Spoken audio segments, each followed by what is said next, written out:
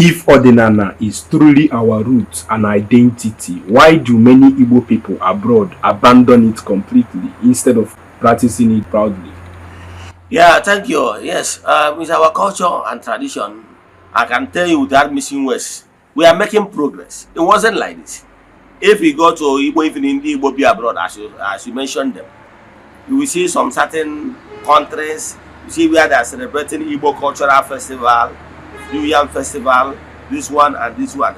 It's picking up. You will see some day children where they are celebrating everything, even in abroad. It wasn't like this in the last 10 years. I remember when we started the year 2018 to 2020. It wasn't like this. If you are talking about Odinana, Oga of one day, just a little, from the mother or we stone.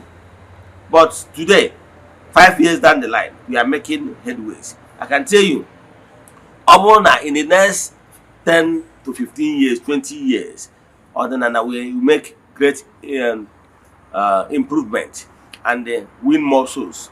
And more souls will return back to their roots.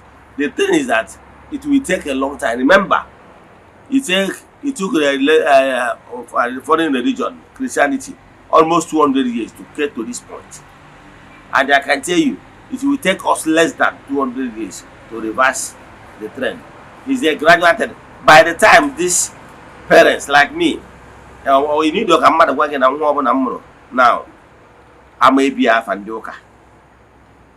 And by the time ma na mpa bụ ndị ọdịnala ma ụmụ ha Eze-Ana ọdịnala, I can tell you in next 20 years anyị ga-enwe agbụrụ bụ ndị amụrụ n'ọdịnala, nne na nna ha bụ ndị ọdịnala.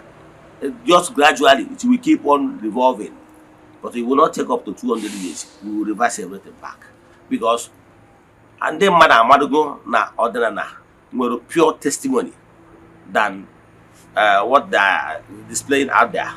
Because most of them are arranged. Yes, but everyone will pure ordinana testimony, money, spirituality. But it's just a matter of time. We get there. Thank you.